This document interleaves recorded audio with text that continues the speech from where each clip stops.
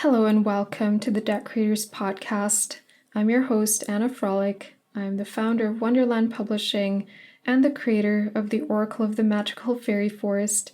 I've also helped many other creators bring their card deck dreams to life in the last 10 plus years through my courses and done-for-you services. And I'm joined today by my co-host, Heath Armstrong, who is the co-founder of Rage Create and the creator of 4 amazing card decks, including 3 affirmation decks and 1 oracle deck. And he has raised over $200,000 in Kickstarter funds with his projects. Together, we have created the Deck Creators Launchpad, where we support other creatives, artists, writers, and business owners on their journey of making their vision for their own card deck come true. And today we felt inspired to meet for about an hour and a half to answer questions that we've received from our audiences, anywhere from designing to producing to publishing, launching, selling your card deck, and growing your product-based business. We love helping other creators on this beautiful journey of making their creative visions come true. And if you're ready and serious about bringing your vision for your own card deck to life, then we would love for you to come into our Deck Creators community at deckcreators.com. And now, without further ado, let's get started. Hey everyone, hey Heath. I'm so excited to be here with you today.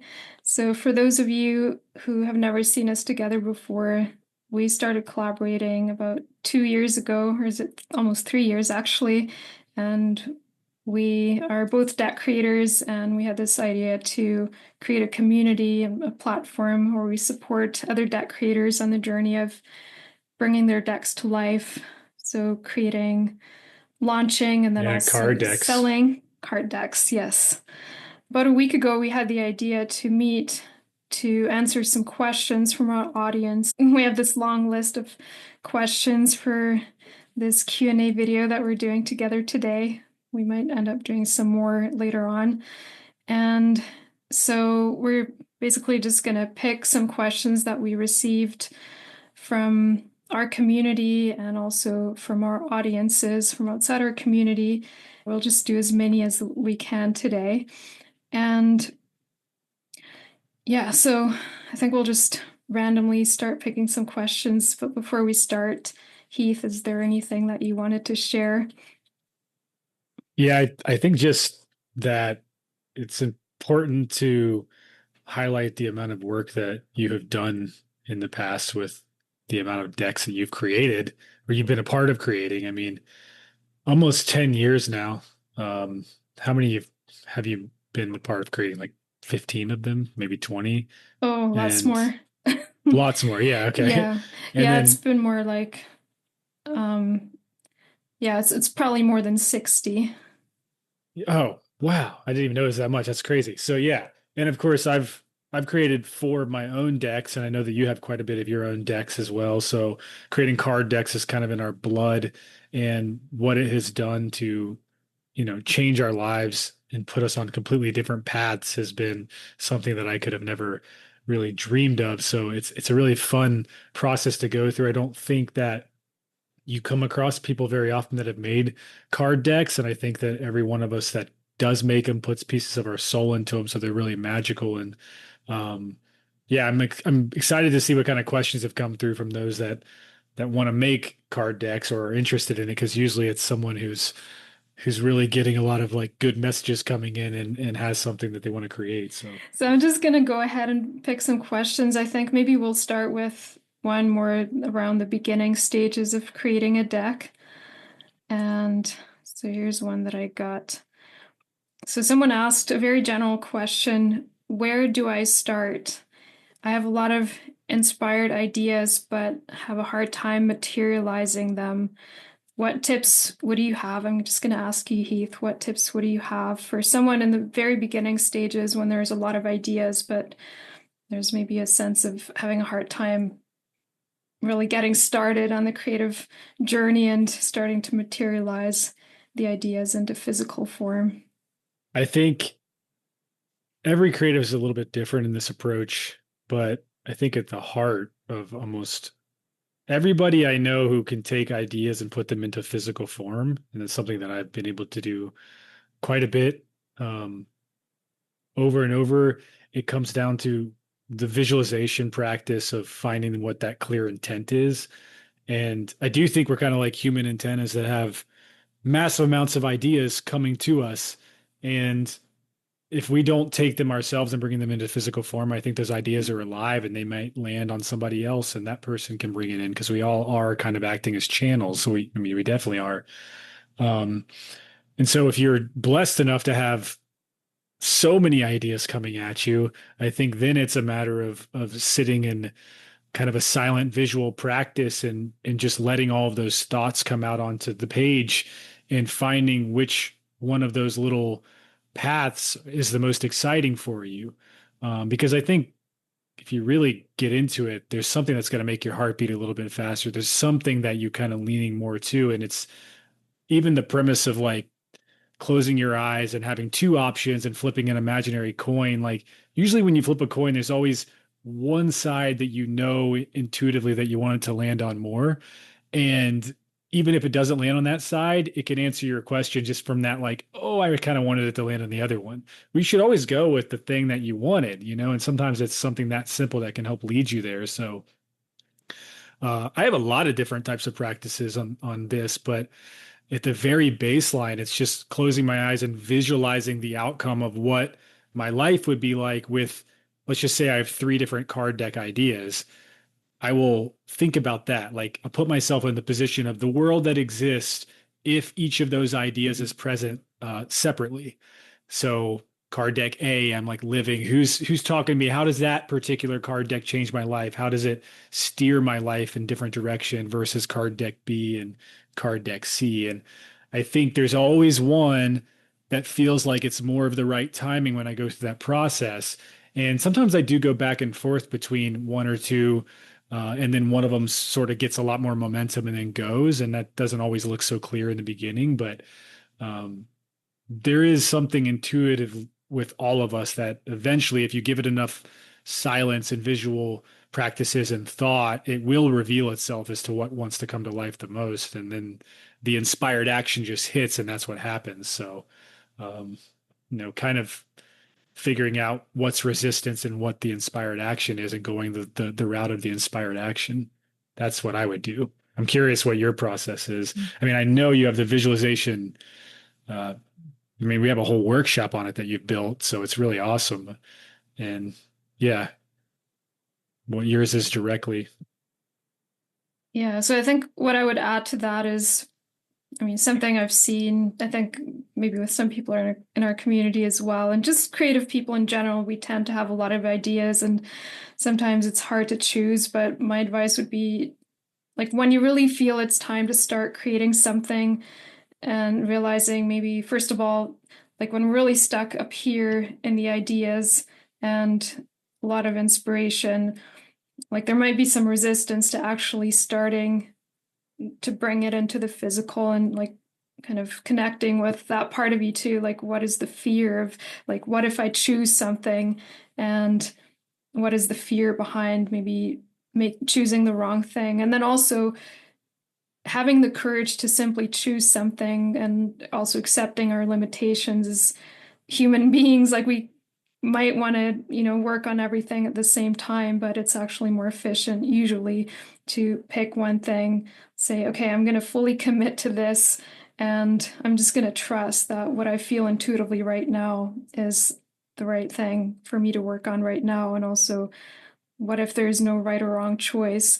But yeah, picking one thing to start with, and then you can really start focusing on that one idea and bringing it to life. And then, of course, there's this whole process that we go through. It's a long journey creating a card deck. It is one of the most complex projects that we can work on. So I think it is natural that it can feel overwhelming because it's not just creating the deck, so the art, the designs, everything, the content, but also how do I get it produced and how do I publish it and how do I launch it, how do I sell it, all of that. And but really staying in the moment as well and working on the step that you're working on right now, focusing on that. And Yeah. So being in the present moment with the creative process, not getting overwhelmed by all the questions, and having guidance, having the right guidance on the journey is always helpful. Like learning from someone who's done it before, who can guide you through the process, especially if you're struggling with that sense of overwhelm and not knowing what to focus on. Yeah, I think having the experience, like even within our group calls in the deck creators community, it's so cool to have so many different people with different unique experiences in their process, whether they're just getting started or, like Amanda, who's gone through a lot of wholesale stuff, and then she kind of has her own angles on that. And then some of those that are more into the artist side of it and not so much the marketing side. Like you just have whenever there's a question that arises, we get little facets of all, and then just seeing everybody's process and how a little bit different it is.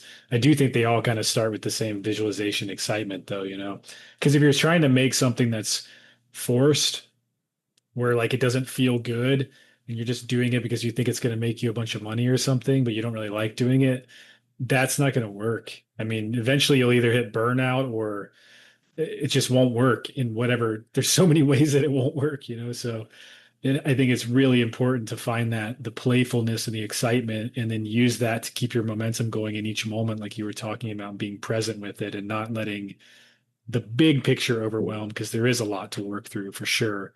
And it's a fun process if you choose to allow it to be fun. And it can be daunting if you choose to be in kind of the lack or the fear side of it. So it's so much better to choose the play. Always, every day. Yeah. All right, let's move to the next question. Here's a really interesting one from Kristen. She says, I'm working with an amazing artist and have employed her to create art for this 81 card deck, plus box design, back of cards, etc. I am shipping it out to contacts at big publishers, and I hope it gets published through them. But if not, I feel that printing out decks myself and distributing them is a huge, daunting, and expensive task. And I almost feel like just printing out a few for myself and calling it a day, which would make it hardly worth it with all the money I've invested in hiring the artist. What advice would you give someone who is having to self-publish their deck? I've always self-published my decks, and it's been an interesting journey, and I would have never thought that I could get to where I am in the beginning, because I also had very kind of biased thoughts about publishing versus self-publishing.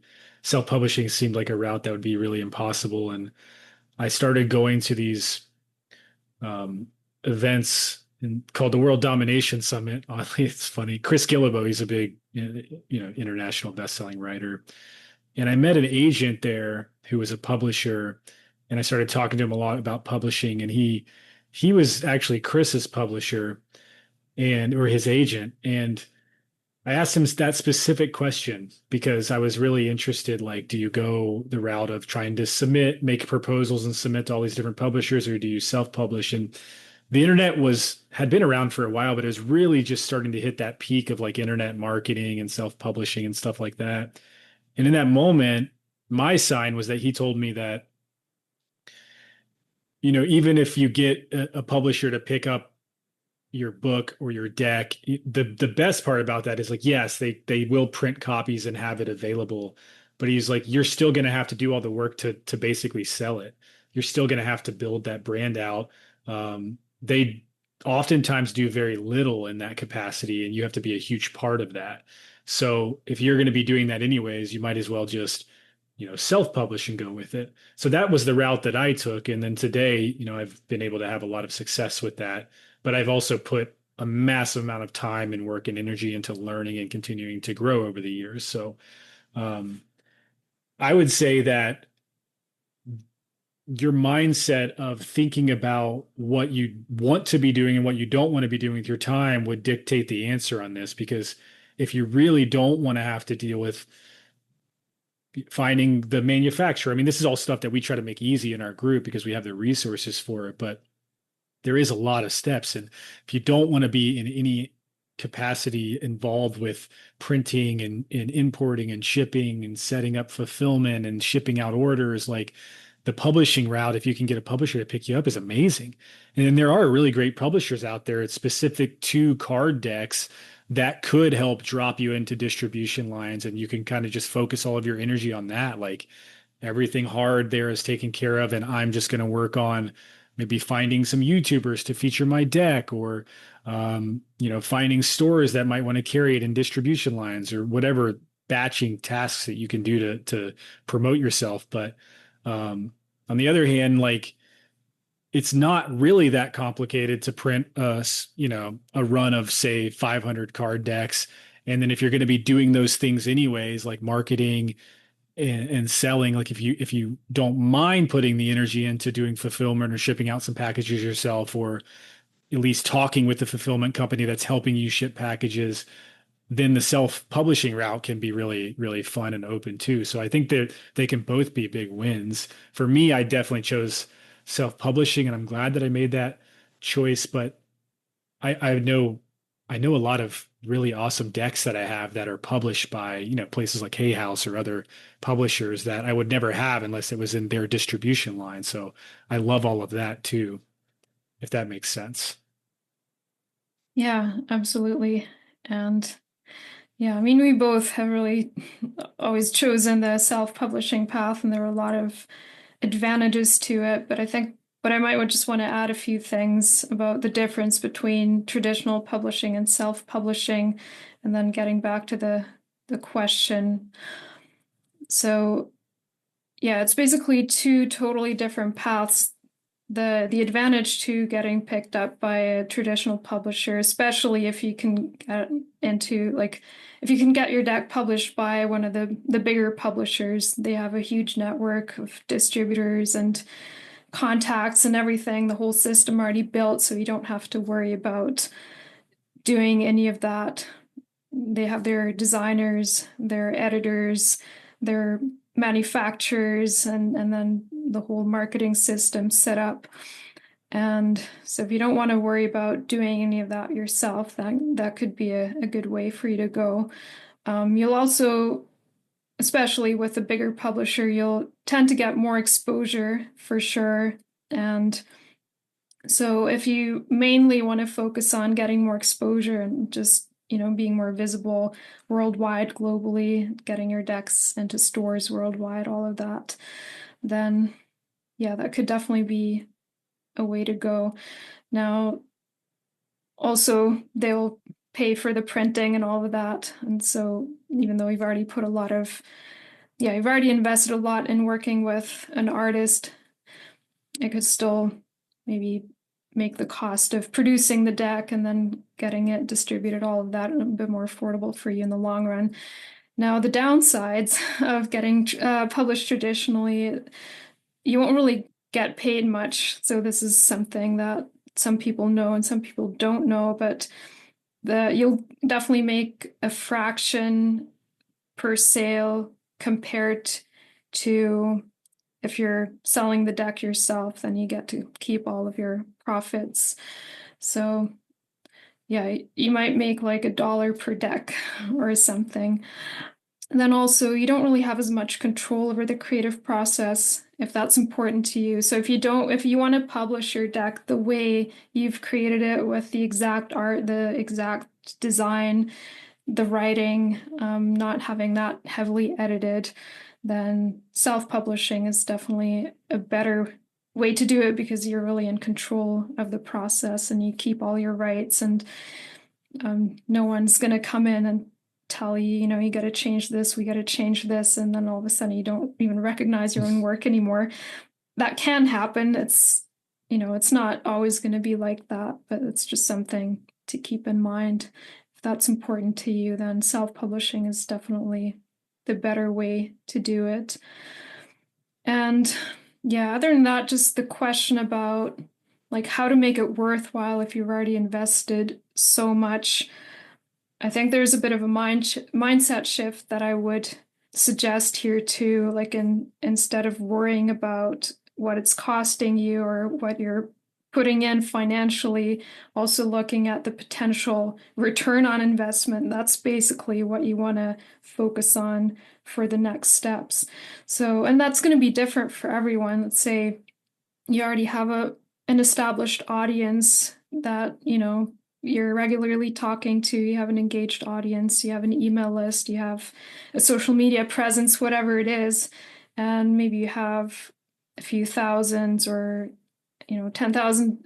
I don't know exactly what that's going to look like for you, but if you have an engaged audience, then you already have people that are going to be interested in your deck that you can promote it to. You could do a Kickstarter if you have a large enough audience to fund your print run. This is something that we've both done. And just for my new deck, the Oracle of the Magical Fairy Forest that I launched last year, I did a Kickstarter to fund the first print run, and that covered the whole printing cost plus other add-ons that I produced. And so that was it was a fun and easy way for me to do it. And yeah, it's definitely easier if you have enough people to share it with. If you are starting with a small audience, that can be a little bit more difficult to do it that way. But yeah, I think in the long run, it's more about, thinking about how you can reach the amount of people with your work to, sell enough copies that it's going to pay off. And then it's not just selling the decks either. It's also how you're bringing new people into your audience. And it's more like an entry-level offer. If you have other services, for example, that you're selling, then that's part of your marketing funnel as well. So it can pay off in that way. I think it's really about getting out of that scarcity mindset as well and looking at more how you can get the return on investment ultimately in all ways, not just financially, but also what feels really fulfilling and satisfying. Yeah. Would you add anything to that?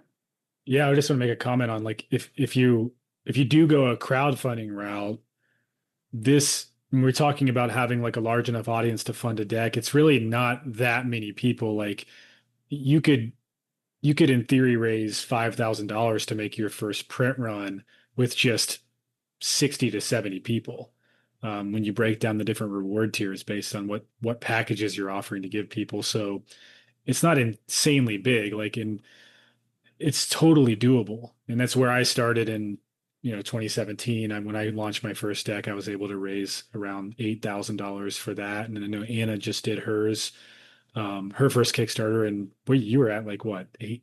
I think it was about 16,000 US, almost 22,000 Canadian, somewhere in that range. And how many backers did you have? I think it was around 170, something in that area.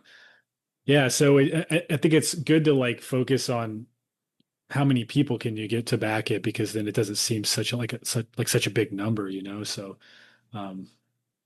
yeah, I think everything you said was awesome, man. It all makes total sense, and I think it was a very clear answer. So, thank you for that. Yeah, maybe one thing I want to add here about the crowdfunding route too is like one thing I've seen with my own project, it really helps to speed things up because I had to put all the systems into place. So you sell it to a lot of people ahead of time before you even get it printed. Then you have like 100 and I don't know how many people who've already purchased the deck, and then you start building your systems based on that. So you need, your way of fulfilling the decks, so sending them, shipping them to your backers and so on. And that process, that just made it really easy to streamline building that, setting up those systems. And now I have everything in place that I need to continue selling them. Whenever an order comes in, I already have everything I need. I can either ship. So I have two systems that I'm using. I have a warehouse in the US that does order fulfillment for me. So I use them for all the orders that come in from people in the United States. And then I have inventory here in Canada as well. And that part I do myself at this time. So when I get an order from Canada or countries outside the US, then I package the orders, send them from here. And I have a system for that as well to bring my shipping costs down. But yeah, there's a lot that goes into it. But I guess the point that I want to make here is that just taking that route, like giving it a big push in the beginning, and then just speeding up that process of putting all the systems into place. Then you have a solid foundation for growth after that. I feel for me that was really helpful. Yeah. I mean, there are these systems and just third party services like that have been very helpful in my past too. And I'm at the point now where I have my own warehouse where we ships, well, it's a co-warehousing space, I should say, where we work with, there's a lot of other e-commerce companies in the same warehouse, and it just makes it really easy to pack and ship things a couple days a week. And at the volume that we're doing, it made sense for us to do that. But there were many years where I was either shipping myself or we had a third party fulfillment center that was shipping, and it's not crazy expensive to do that, and there's a lot of options for it too. So it can be very helpful if you don't want to be doing it yourself. But there's something nice about like putting, like when you're packing your products that you made and sending them out to people and seeing where they're shipping to, like there's something really magical about that too that I think that I didn't get for so many years when I was using a 3PL. So I like doing that. I think you can just put a little bit more magic touch in there. Yeah, totally. I really love doing that. Like I'm so happy I got to fulfill at least part of my Kickstarter orders myself. Initially, I wanted to do all of them. I wanted to ship all the products from here, but then the whole situation with the tariffs happened, and then it Yeah. just ended up making more sense to have a warehouse space in the US for those orders. But I love just adding, a little bit of magic and a lot of love to the packages when I can. Okay, let's move on to the next question. So here's a question that I get a lot, and this has to do with, kind of like financing the decks as well. But the question is, how much do I need to invest in making a deck? And so that includes the creative process and then also printing the decks. Yeah, maybe I'll start because this is something I've done or helped a lot of my clients with, and I've worked on a lot of different products and projects. And so the first thing I'll say is it's very individual how we go about this. It's totally possible to make a deck with a very small budget. So if you want to do the whole design yourself, if you're creating the art yourself, and I'm not always going to recommend that, but let's say, you're an artist, you have a good eye for design, you enjoy creating and designing things, you can do most of that yourself or all of it yourself. Maybe get your writing edited by an editor. That's not usually that big of an investment. And just make sure that, it's all professional. But so on that end, on the regarding the creative process, you could keep that. Yeah, it's pretty inexpensive if you can do it that way. But some people decide to hire an artist and get everything designed for them, and especially for those who don't really have a good eye for design or they don't consider themselves an artist, then that can be a better way ultimately to create a high quality product that's also going to sell better. And so you want to look at that part as well.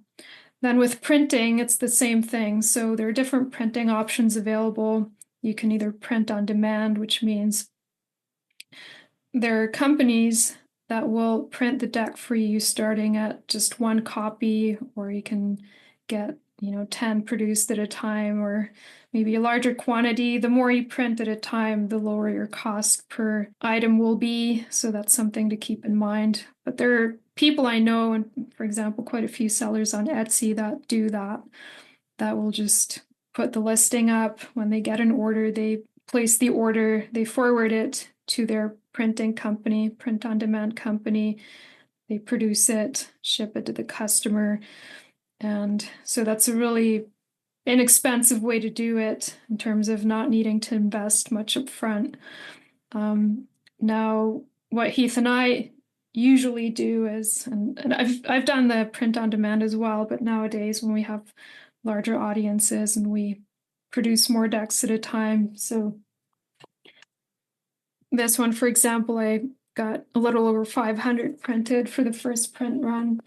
and I work with a company that specializes in offset printing for card decks specifically. And then it's just a totally different process. Now the initial investment was, I think it was about 3,500 US dollars, maybe a little bit more, like 4,000, maybe. I can't remember exactly, with shipping included as well. So it's not just producing the deck, but then also just getting the decks shipped to whatever location you want to have them shipped to. So it's a larger investment up front, but then the cost per deck is going to be a lot lower. Your profit margins are going to be higher. So if you have a larger audience to promote to already, that can be the better way to do it. And so it's going to be very individual what works best for you or somebody else, but it's just the basics of how you could do it. I think crowdfunding again is a good key here because if you can, let's just say, I mean, I was looking at Lotta, who launched that deck we were talking about today, the Horror Circus Tarot on Kickstarter, and it's been up for about 2 hours now, and she's only $100 away from her goal of 5,000. There's 59 backers, and so that $5,000, if you were to break it down, to the amount of decks that you could print with $5,000, if each deck was $5 per unit shipped and arrived, let's say in the United States, which is it can be pretty common if you're ordering 1,000 units, then you're going to get 1,000 of those units. And then this is a very simple example, but if you only have 75 people to fulfill those units to, not only does it cover the cost of delivering those to you, but you have all of those extra decks now that you can sell that were already paid for by the initial 100 people that backed the campaign or so. So that was such a giant Kickstarter for me in the beginning. And then obviously well, I wouldn't say obviously, but I'm at a place now where I'm ordering really large quantities of decks at a time, and usually 5,000 units per order. And that was built off the back of being able to just kind of like order that first round and have those extra decks to sell, because then you have that extra money to go and put into your marketing budgets, for instance, if you want to grow that way. Or, just do other things like make other supplementary products to go into your store. That's really a cool idea too, because sometimes it's easier if you have 3 or 4 different products than just to have one. So, yeah. And then that journal, so good. I'm I just going to think talk that, for a second so people can yeah, see it. Yeah, so that's one thing I did for my Kickstarter. I had a lot of add-ons, and I'm building a store with other products as well. So it's one way to do it. I was just going to say that whether you just want to make, 20, 30 copies for you and your friends doing a small print on demand run, or you maybe print 500 like Anna or more. There's actually quite a bit of different ways to do it pretty affordably. It is rare to just be like, I'm going to fork up all this money and print them and have no plan as to how you're going to sell them or anything like that. I would never really advise that. I would think you spend the time working on how you're going to be able to get them into the world, and then you make a decision based on that for the quantity that you're going to want to print. So that you don't get stuck somewhere like that. So Yeah, yeah. that makes a lot of sense. And I think there's another mindset piece here too. We think, okay, maybe we're just gonna take it really slow and just create one first deck. I mean, if you're just getting started, you're doing it for the first time, it can be a good way to do it just to get a feel for, what it's gonna look like, what your digital designs are how they're gonna translate into the physical. Is it actually gonna look the way I want? All of that, just getting a feel for the process. But also, if we're starting with that mindset, okay, I'm just gonna, start really small, or maybe, there's a sense of worry that it's not gonna pay off, then we might block ourselves from really expanding in the way that we're ready for. If you're really just getting started, maybe you don't have an audience yet, and you may want to be a little more realistic in that way too. Okay, I can start slow. I can test it out. Maybe you want to sell on Etsy, put some products up there, and then just build from there. So there are many different ways to do it. But if you see yourself going big, don't be afraid to go all in. Yeah, I mean, the first Kickstarter I did, I printed 500 units, I think, like you just did on the fairy deck, but I had no idea that, years later, I think I have 50,000 plus decks out in the world now. So it's like it can just keep growing if you just keep trusting and like following that intuitive path and learning new things and yeah, not getting sucked into the lack.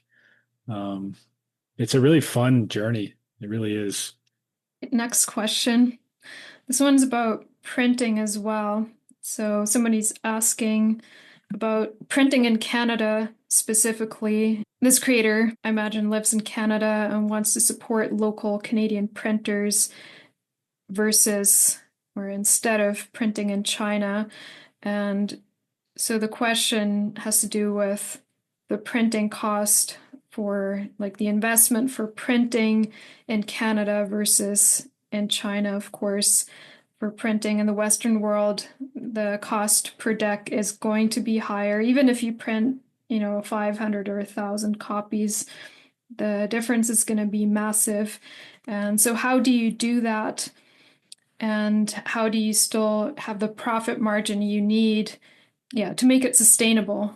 Then there's a second part of the question more about keeping things simple without UPC barcodes, etc. So that's a separate part. Maybe we can answer that a little bit later. But yeah, so printing in Canada specifically, I'm located in Canada, so I can speak to that very personally.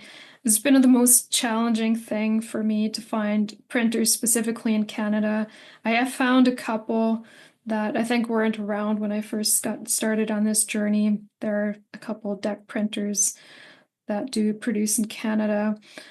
What you'll often run into is you'll have limitations for sure. Also, if you print in the US, there's more card deck printers in the US, mostly print on demand companies. But almost all of those will have a limited amount of equipment compared to these large scale manufacturers in China, for example. And so it really depends on what you want to create. If you're okay with maybe just going with a really standard card size, like poker size, maybe tarot size is more common now too. A lot of printers offer that, or like the traditional Oracle size that a lot of the Hay House decks are going to be that format. Yeah, which is kind of like that. Yeah. Then it's going to be easier to find printers, let's say in the Western world. If you're not super picky about what kind of box your deck is going to be packaged in, let's say you're okay with a tuck box rather than maybe a two-piece box like this, or well, used for this deck is like a magnetic book style box. So something like this is going to be really difficult to find anywhere You might be able outside to of, find like a two piece like this, like a cigar style that yeah, flips off. Like these are pretty a lot more common, yeah, you can but find those, yeah. I'd say. Definitely in the US and Canada, you might be able to find it as well. But the more complex your product is and the more customized, the more difficult it will be to find a printer that can produce exactly what you're envisioning.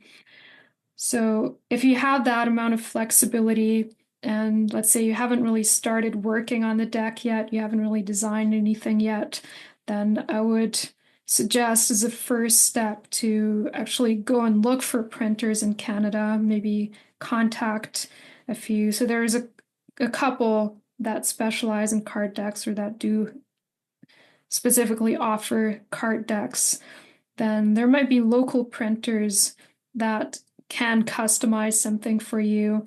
So I would approach them. Maybe if there's someone really close to where you live, you can go to them, ask them if they could produce what you're envisioning, get a quote for different quantities, and then take it from there. And then, yeah, you'll get a feel for what's possible, what you can produce using a local printer. And then you plan your project according to that. Now with the price points, Yeah, so your cost per deck is almost certainly going to be higher if you're printing over here. But yeah, I would say there's a few considerations here. So one thing is the market that you're selling it to.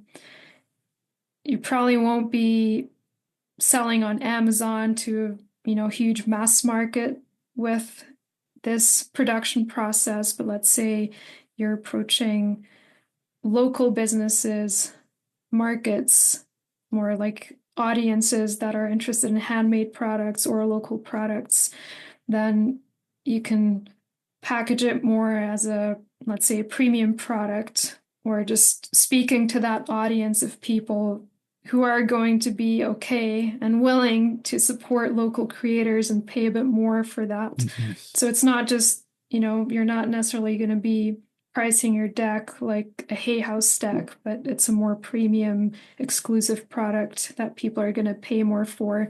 So then you can raise your profit margin that way. But you do want to make sure that the quality matches that as well. So you don't want to, work with a printer that produces really shitty quality and then, charge $50 per deck or something like that. So the quality needs to match that as well. Yeah, and also if you're selling on Etsy or those marketplaces where people are really supporting handmade products, same thing. You can charge more than you would, let's say, on Amazon or when you're really targeting a mass market. So there's a lot that goes into that, but I think that's where I would recommend starting, like looking for printers specifically in Canada, if that's what you're looking for, seeing what's possible, and then, producing something really beautiful that speaks to your audience, and then choosing the pricing strategy that works for that audience and that works for you as well. I'm not in Canada, but I can reflect that it's kind of similar for the US market. There's not that many options for printers. It's getting better, but the quality is usually just so much less. And you're right, like you are kind of promoting it as in like a hey, made locally type product. And if you're going to do it, you really need it to feel that way too, for it to feel really good. And there's a huge difference between a deck that feels like a $15 deck and a deck that feels like a $60 deck, and um, it's a really hard sell to sell the cheaper quality for a higher price. So people really need to feel that value when they're holding it in their hands. And so yeah, it's just still kind of unmatched. The Chinese printing market is so robust, for the price. They just kind of own the publishing world right now. And I think it's gonna change a little bit, but I don't know. I don't know what kind of industry is going to sustain. They just have it. It's like it's got to be like 99% of it focused right there, So, um, but I've had and you have too, and I know like I've had nothing but great experiences working with printers there as well, and the quality and just you can even talk to them about their manufacturing processes, and if it's a humanitarian thing that you're worried about, they're always very open, and they've even invited us out to the factories and stuff like that. So there are options that are very sustainable even in China, which is great. I can definitely second that. And I've had both positive and negative experiences with printers in China. The one that I've been working with for about 6 years now, they've been awesome like the whole time. Quality is great, communication, they're so reliable. I always know that, if something goes wrong, they will tell me and they'll fix it. I did test another printer one time. Actually, when I got this deck printed, I used a different printer because I thought it was less risky if I tested it on one of my own products rather than for one of the clients I was working with. And so the quality ended up being really good, but just communication, reliability, all of that was not as great with that company. But yeah, that's where, it comes in handy to get recommendations from people who've worked with printers Yeah. and you can read reviews and all of that. So um yeah, there's one thing I wanted to add too. Like when you're researching printers and especially if you're looking at a market that not, that many people have experience working with. But in general, too, regardless of where you want to get your deck printed, I'd always say, if you can, order samples ahead of time. A lot of printers have sample packs that they can send you with different cardstock options, card thicknesses, finishes, like, different types of lamination or UV finishes. So you can get a feel for what the quality is going to be like. One thing I've seen when printing with printers over here, typically the cards will be better quality than the boxes. So also considering that, you may be able to find a printer that produces really beautiful cards, but maybe their boxes aren't that great. And if you want to keep it really simple, as you said, maybe you don't need an ISBN or UPC barcode, and you really just want to focus on local printers, local markets, then yeah, you could maybe just keep it so simple. You're saying you're not including a box, you're just packaging the cards in a little pouch or something. And that might also speak more to audiences, like more locally, gift shops, markets, that kind of thing. So that would be something you could do if the box is the problem specifically. Yeah, little bags can be popular. That's another, yeah, in the US it's kind of similar. There you can find more people that can manufacture cards than you can the boxes. So you have to add the extra cost and okay, then you have to find another way to package it. And do you have to ship the cards somewhere else and then have them packaged? And that's a puzzle. Usually with suppliers printing in the big publishing industry overseas, they can do everything in one, from cards to any type of box, any type of quality of card too, and the sheens and the cores. And you can see the beautiful red one on this in the sun. And Yeah. also wrapping, like even if you're wanting to be something more sustainable and get away from plastic and shrink wrap, like we're able to wrap our decks with recycled craft paper. And I've even talked to a lot of suppliers that are now offering wildflower seed paper that you can actually plant. And I don't know how that would translate towards a card deck product per se, but it's really cool. If you're putting in product inserts or something, you can put that on wildflower seed paper and then somebody can put it in the ground and wildflowers come out. That's a pretty magical touch. So Yeah, that's awesome. I've had a client who got her first deck printed that way. She published it with a traditional publisher, her first one, and they used that kind of paper for her deck, and it was really beautiful. really, Yeah. were the cards like were the cards actually made out of it? Yeah. So it was like kind of papery material, but it felt really soft in the hand. Is that how it turned out, or Yeah, it just felt more like that natural type of handmade paper. like a linen So almost? yeah, it's hard to put into words. Unfortunately, I don't have the deck here, but it's Yeah, kind of yeah, like, sometimes you see people handcrafting paper, like those really yeah, traditional yeah, methods. It was exactly. kind of like that, but You still can. a thick, sturdy card stock that's not going to be Oh, flimsy or really? anything. Okay. That's what I was wondering. I mean, how, because I've held a lot of it and it can be pretty, like, yeah, it can be pretty sturdy. And I guess when you put, say, 50 of them together or 44 or whatever, like, I'm just wondering how they lay on each other and if can it be shuffled, like things like that, or is it kind of getting stuck together like paper would in some ways? So that's Yeah, cool. wouldn't It's necessarily cool that she did stick that. together, but it was a textured paper too.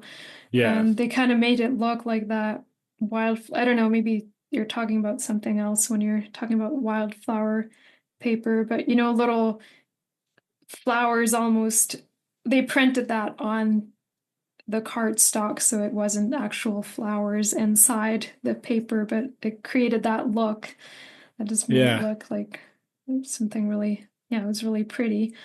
And so it was a textured paper, and it Yeah, with the wouldn't seeds in it. shuffle as easily, but it didn't stick either. So Yeah. just a Cool. little rougher.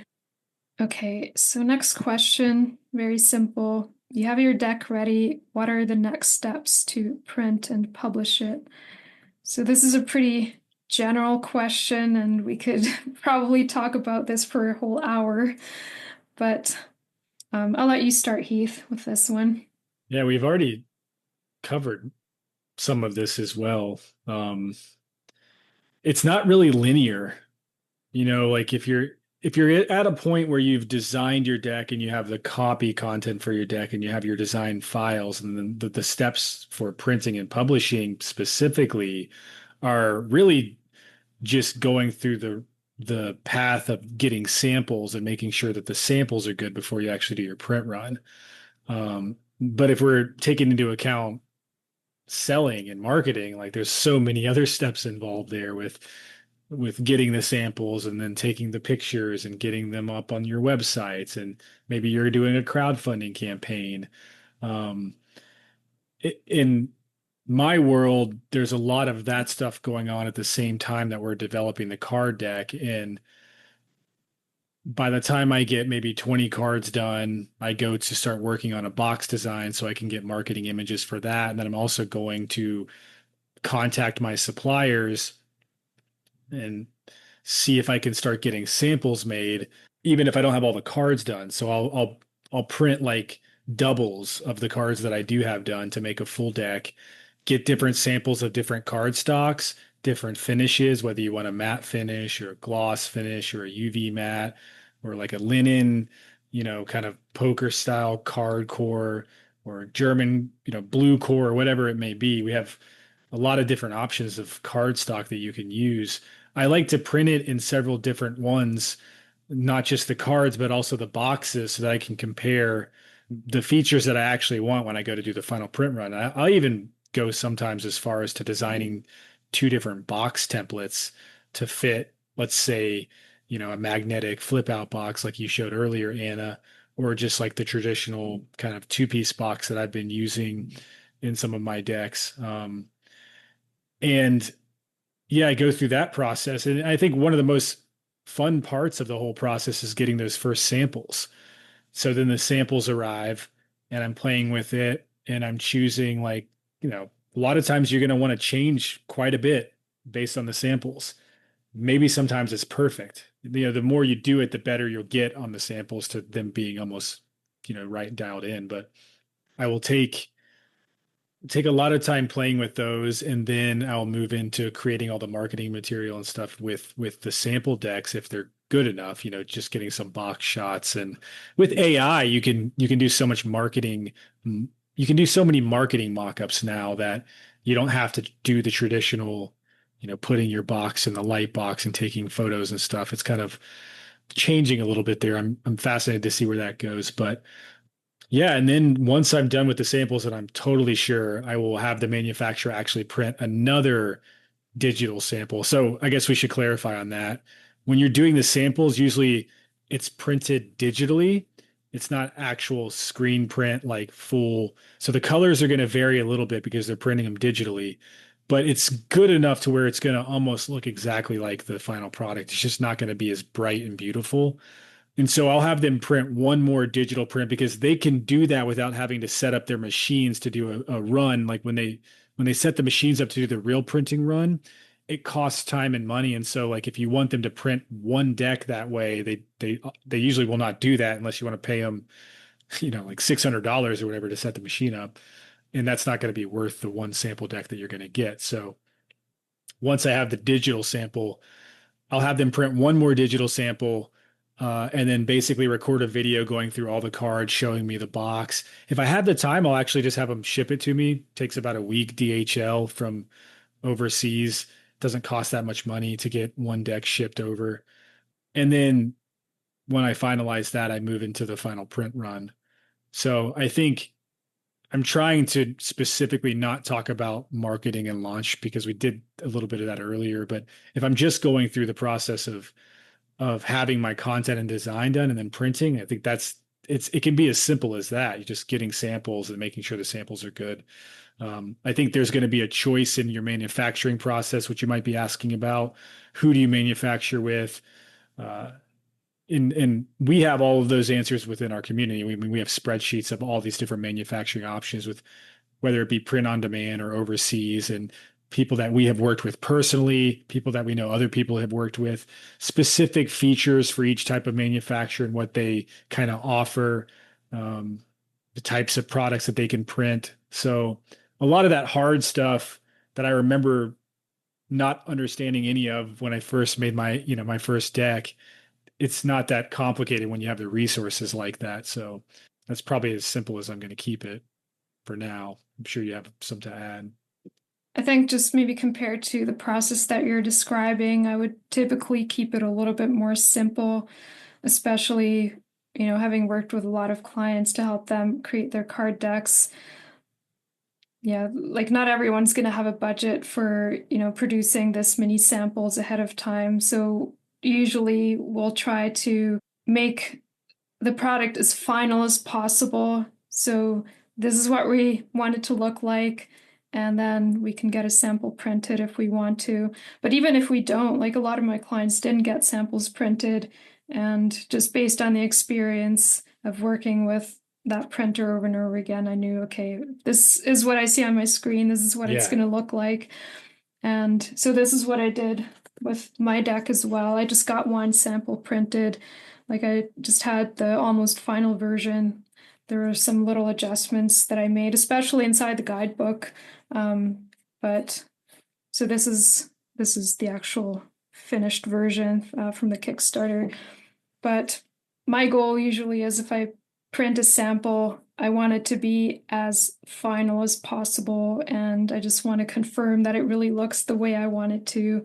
And if there's little tweaks that need to be made, then we'll do that. But if not, then we'll keep it that way. And yeah, maybe the other step that you were asking about, or the publishing part. So as Heath said, it's not really a linear process. You want to start figuring out your publishing process before you get your deck printed, ideally. So you want to make that decision. Are you going to self-publish? Do you want to submit your deck to a traditional publisher? If you're working with a traditional publisher, then all you might need is the sample and you can send it out to different publishers. Or like I'm not super familiar with the process of pitching to traditional publishers, especially for card decks. I've never really explored that for myself, but I know people who've done it. And so there's a very specific process of sending a proposal. Some people will even do it before the deck is even finished or before it's been designed. Maybe they'll have samples of the art, they'll have some of the writing, and then there's a process that you'll go through with sending out proposals or working with an agent or whatever that might look like. But if you're self-publishing and let's say you want to publish formally under a publishing label, like you're your own publishing house, basically you'll have to register as a publisher in your country, and you get your ISBN numbers or a number for this one deck. And so you want that before you get your deck printed because you need to put it on the box.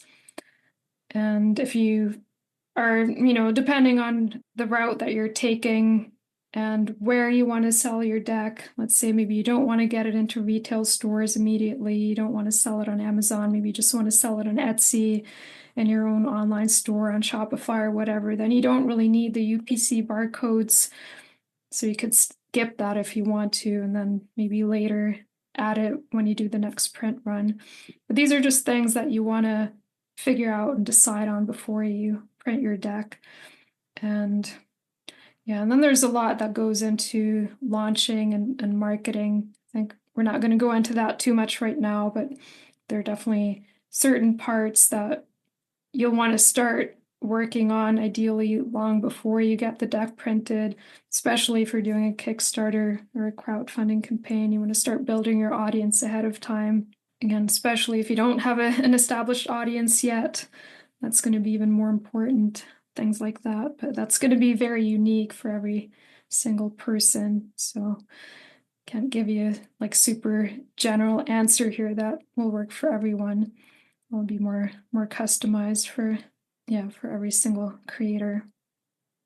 On the printing side too, one thing that I love to do is I like to collect decks, but some of the easiest ways to figure out what you want your deck to be like is to find one that you really love and look at the features. Like you can tell by just looking at a deck what kind of box did they use, what kind of card stock is it, how thick, what's the core, and you could use that information to definitely kind of skip through the sample process and not do what I do, which is like actually print it on different ones to see how it looks. I do that mainly because I'm always trying to play with with new options, and I'm always changing things in my deck sizes and stuff like that. But it makes total sense to just figure that out ahead of time. Yeah. I know that there's a lot of these that exist, but in this one, like I love this red. And if I would have seen that on like a computer, I probably would have been like, oh, that doesn't do much for me. But something in holding the cards in the hand once like it does something for me. Like I really like I love that edge. So you just never know until you actually hold it. I agree. Sometimes it can be really helpful to look at other decks. I often recommend this too when, for example, if you're including a guidebook with your deck and you're not sure what to include. Like so many times I've received manuscripts from creators, authors who, had all the content outlined, all the card descriptions, everything, the introduction maybe, but then there were other parts missing. So this is something that you may want to do, just looking at other decks from especially traditional publishers like Hay House, see, what they're including, all the legal information, how the book is structured, table of contents, all those things. That's how I did it initially when Yeah, I it's created so my helpful. first deck, and that's going to give you a really clear idea of what you actually need to include, and then you can still make it your own. Yeah, and same thing for getting inspiration for other features of the deck as well. Yeah, and Kickstarter is a great place to look digitally for that too, like see how different types of boxes that people show. Because on Kickstarter, which is a website, if you're not familiar, kickstarter.com, people will often show their box style that they're going to use and their card features. And there's a lot of decks that are on that site. So you can kind of scroll through different pages and see all the different cool things that you could do with them. And then it's just a matter of showing that same thing to a manufacturer and asking them if they could do it. And usually they can figure it out. That's a good point too. I think especially if you want to do a crowdfunding campaign, it's really helpful to look at other Kickstarter campaigns.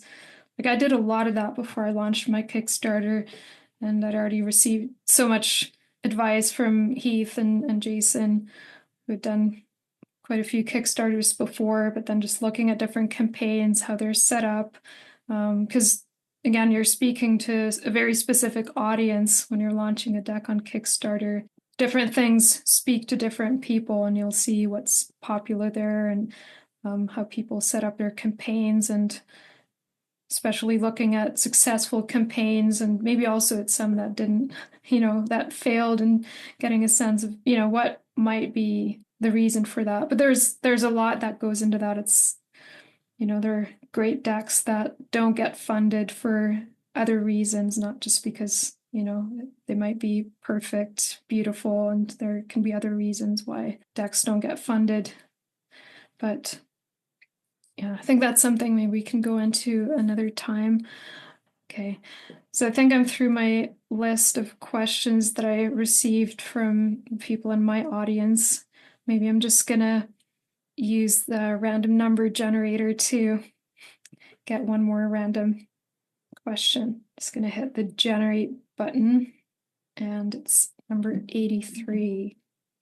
Let's see where that is.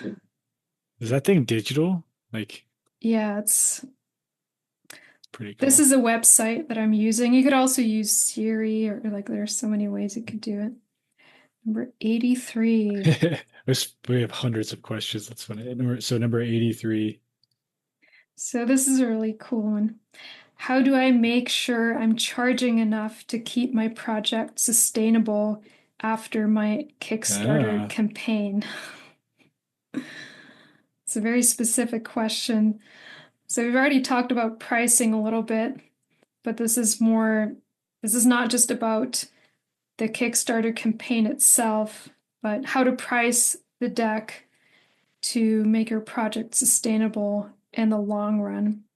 Well, I think an easy place to start is to talk about traditional pricing of like wholesale price versus your retail price, because you can kind of backwards engineer stuff. Now, I love the idea of if you're making a really quality deck, like definitely don't sell yourself short and think that you have to price it at the same price as all these like really shitty mass produced generic decks that are on, say, Amazon, right? But let's just say your unit cost is about $5. Just to give you an idea, if your unit cost is $5, you can really set your retail price at whatever you want. I would say most decks in like kind of the affirmation, Oracle, Tarot, they're starting to increase in price a little bit. I mean, like you're going to find them anywhere from $15 all the way to $65. I think a lot of Oracle decks are in the 30s. My affirmation decks are around 27. My Oracle deck's 33. Yours is a bit more, higher quality, and your price is up a little higher from there. And I think that's pretty common now. So if your price, if you, let's just say you go with the $44 price tag, wholesale accounts that want to resell your deck, if you're interested in doing that, if not, then you don't even have to think about this, but they're going to generally be expecting a 40, 45, 50% discount off your retail price because they need to have the margin to make the money as well. And they also are putting money into marketing and trying to sell the product. So there has to be a gap there. So if you sell it for 44 and then you're selling it to wholesalers for say $22 at 50% off, you're then just looking at what the gap is between your unit cost delivered and then that $22 price. But you're generally going to be having a much bigger gap based on your retail price because, I mean, I guess it depends on your business model. If you're doing a lot more distribution lines and wholesale than you are selling, say, on your own website or whatever. But that's generally how the pricing strategy works. And the bigger margin you give yourself, hey, the better, but that's economics. It's like, what are people willing to pay for it? And you can put a price on your box. Like if with an ISBN, I don't think it has to have a price. Maybe it doesn't, right? It doesn't have to. Yeah. But US UPCs usually have a price attached to it. And if you want to change the price, I think you have to make a new UPC code and then change it on the box file. But I think one thing that I always do is like when I get samples, or maybe you could do some print on demand versions, whatever. I would hand them to people and be like, honestly, like, what would you pay for this? You can kind of figure it out. Also, just look at common decks that are similar to yours across the board, and you'll get an idea of deck prices. I mean, if you have a big audience, then you could generally get away with charging more probably because you have a following that wants to be with you and buy anything that you make potentially. I've seen some creators that are able to do that. If you're doing limited edition decks or something cool like that as well. But it really is like, what's the quality of your deck and what's it worth? And then if you can price it in the median range of what the other decks are, I think you're good. So that's kind of how I do pricing.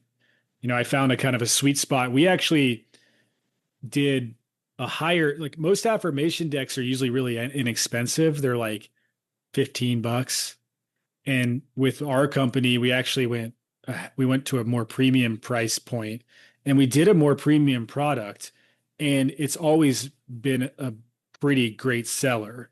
So I encourage, going up if you think that there's a market for it, but figuring out if there's a market for it, the only way to do that is to test and ask people and, play with it. So I wouldn't recommend pricing your deck at $80, especially if you don't have an audience or something, but I think staying in that range is good.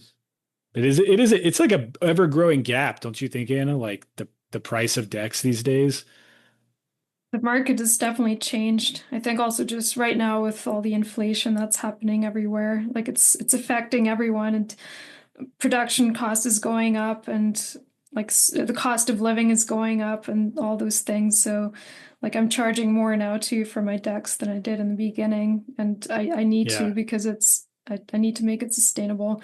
But yeah, there's, I mean, a lot of factors that you already mentioned, like, what's your market? That's one of the biggest things.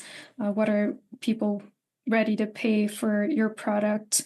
My experience has really been like if I'm creating a really high value premium product that, people want, they're not going to worry so much about the price. Like for some people, it might be a factor, but if somebody really wants your deck, and they want to support you as the creator, as an independent creator. I feel like that's not typically such a big hurdle. But again, if you're going more mainstream, targeting more the mass market, then it's a different strategy. If you're doing wholesale, all that.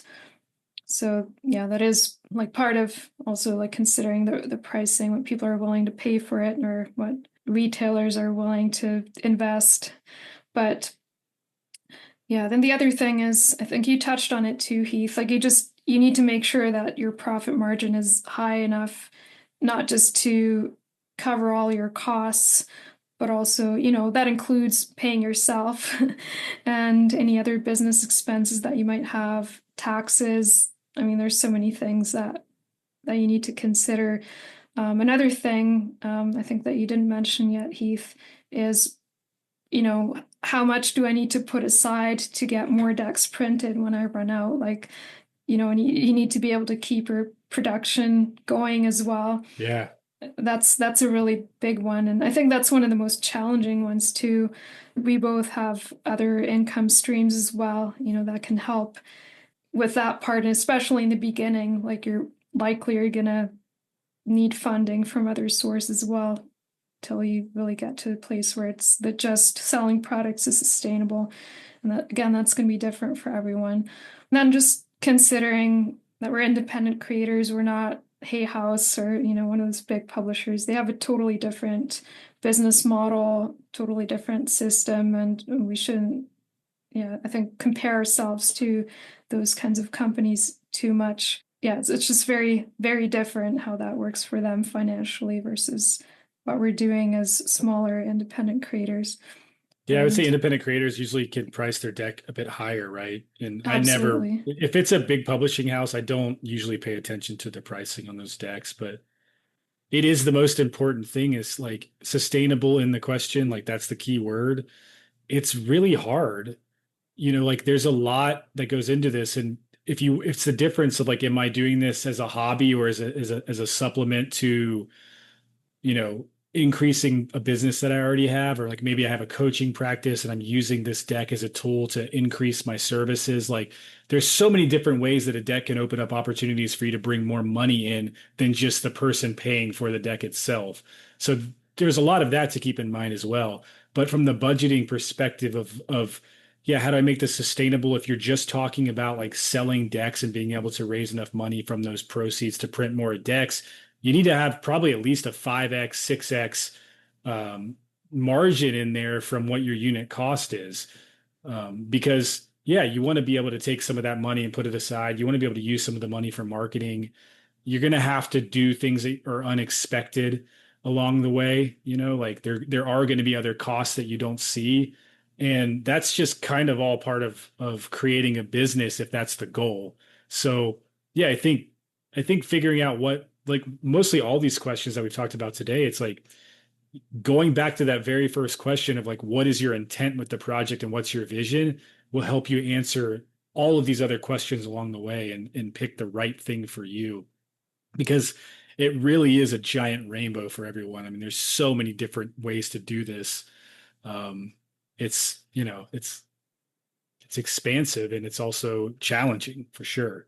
I feel like if I had to pick just one thing, I would just keep creating products. Like it's my favorite thing.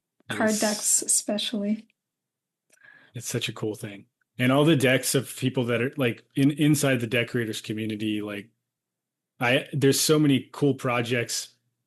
And every time we're in there and like we're talking to Mona and she's showing those lino cut cards that she's carving, I'm just like, this is such a cool thing to be involved with, just watching this stuff come to life. It's like breathing life into something that wants to live and have an impact on other people in the world. And it's such a beautiful thing. It's special. There's a lot of spirit in it, it's a very special thing. That's the best part. Every time I get an order, like it always feels special. I still Yeah. celebrate and sending them out to people. That's like the best feeling ever. Like every time I get to share a deck with someone, it just makes me so happy. It's a little bit of of you. We're spreading magic in the world. in way in more ways than we could even imagine. There's a lot that we can't see that happens after the deck is sent to someone. Yes, as a creative in general, that remembering that, because we're like the hardest on ourselves, I think. If you don't see everything in front of you, you think, oh, I'm worthless. Nobody likes this. But the truth is that it's doing things that you cannot see, and it's having an impact that you'll maybe never be able to see, but there will be reciprocation in it, and you will feel it if you're open to it. And it just can keep growing. It can just keep growing. You just keep getting better and better and better.